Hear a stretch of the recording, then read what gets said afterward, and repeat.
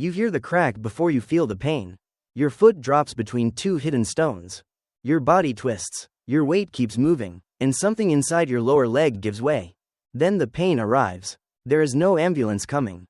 For most of human history, a serious injury was not a temporary interruption followed by a cast. Antibiotics, and a few weeks away from work. It could take away your ability to walk, gather food, escape predators, keep warm, or remain useful to the people keeping you alive. One bad step could change the rest of your life. Would you survive it? At first, your body would try to protect you. Muscles would tighten around the damaged area. Blood vessels would constrict, then widen as swelling began. Stress hormones would sharpen your attention and dull some of the pain long enough for you to crawl, call out, or drag yourself away from danger. But that protection would not last. Soon the injured limb would throb with every heartbeat. Swelling would press against skin and tissue. A clean fracture might remain hidden beneath the surface. But an open fracture, where broken bone tears through skin, would create a direct path for dirt and bacteria. What could your ancestors do without sterile tools? The first treatment was probably not mysterious. Stop moving, stop the bleeding, bring the injured person back to shelter. Support the damaged limb with wood, bark, hide, fiber, or whatever kept it from bending in the wrong direction. A splint did not need to look modern to work. Bones can heal when their broken ends remain reasonably stable and the body receives enough food, rest, and time. New tissue first forms a soft bridge around the break. That bridge gradually hardens into bone, leaving a thickened area called a callus, simply the body's natural repair patch. Archaeologists can sometimes see that patch thousands of years later. A healed fracture proves that the injured person lived long enough for repair to occur. A badly misaligned fracture shows that survival did not always mean full recovery. A smooth, remodeled surface can reveal years of life after the original damage. But bone records only part of the story. A cut that caused fatal blood loss might leave no trace on a skeleton. A wound that became infected and killed within days might also vanish from the archaeological record. The injuries visible today are biased toward survivors, because death often happened too quickly to mark the bone. So how dangerous was a prehistoric injury? Imagine the broken leg again. You cannot put weight on it. Your group must decide whether to slow down, remain in one place, carry you, or leave you with food and water while others move through the landscape. Every choice has a cost. Mobile hunter-gatherers depended on movement, but movement did not always mean endless wandering. Camps could remain in one place when food, water, fuel, and shelter allowed it. A group could adjust its pace, divide tasks, and bring resources to someone who could not travel. That flexibility may have been as important as any medicinal plant. At Shanidar Cave in northern Iraq, Neanderthal remains transformed the old image of prehistoric life as a world where weakness meant immediate abandonment. In 1982, anthropologists Eric Trinkhaus and Thomas Zimmerman published a detailed study of trauma among the Shanidar Neanderthals. One individual, known as Shanidar 1, had survived extraordinary damage. His face had suffered a crushing injury near the left eye. His right arm was severely reduced below the elbow. His leg and foot showed problems that would have affected the way he walked. And later research by Trinkhaus suggested serious hearing loss as well. Yet he did not die at the moment of injury. He lived into older adulthood by Neanderthal standards. That survival does not prove every detail of his daily care, but it strongly suggests that his community tolerated his limitations and probably helped him obtain food, move through difficult terrain, or avoid dangers he could not detect alone. Could one injured hunter still matter to the group? Penny Spikins and her colleagues have argued that Neanderthal healthcare was not merely a sentimental act. It could be a practical survival strategy.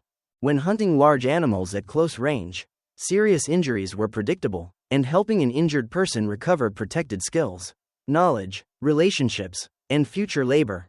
Care was a form of risk sharing. Today you may pay insurance so that one disaster does not destroy your entire life. In prehistory, your insurance was made of people. You shared meat when someone failed to hunt, watched children when a parent was injured, and protected a person who could not protect themselves. The group carried the risk together. Evidence for that pattern may reach much deeper than Neanderthals.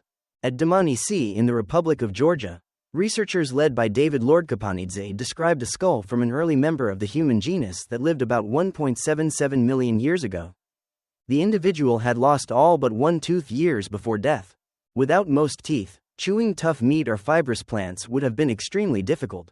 Survival may have depended on softer foods such as marrow, tender tissue, cooked or pounded plants if available, or food processed by other group members. The fossil cannot reveal exactly who helped, but it shows that severe physical impairment did not automatically end a life. Your ancestors were not surviving alone. Now reconstruct the first night after your fracture. You lie near a fire with the injured leg raised on folded hide. Someone has wiped away mud and blood. 2 straight branches hold the limb still, tied with twisted fiber tight enough to support it but loose enough to avoid cutting off circulation. The pain keeps you awake. Every sound outside the firelight feels closer because you cannot run. A predator does not need to defeat the whole group. It needs one person who cannot stand. Would anyone sleep beside you? Someone must keep the fire alive. Someone must bring water. Someone must help you move away from smoke, rain, insects, or waste. Even without surgery, recovery demands repeated acts that leave almost no trace in the ground. The most important prehistoric medical tool may have been attention.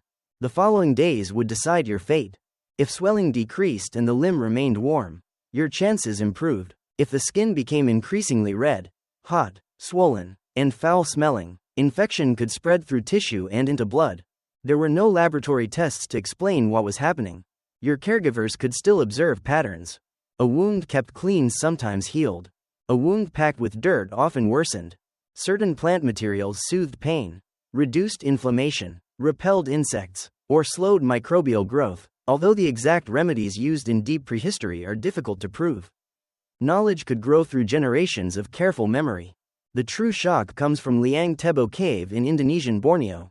In 2022, a team led by archaeologist Tim Maloney reported the remains of a young person buried roughly 31,000 years ago. The lower part of the left leg had been deliberately removed. The ends of the tibia and fibula, the 2 bones of the lower leg, showed extensive healing. The individual had survived for another 6 to 9 years after the operation. The bones also showed no clear sign of a severe infection that reached and permanently damaged them. How could that happen without modern medicine?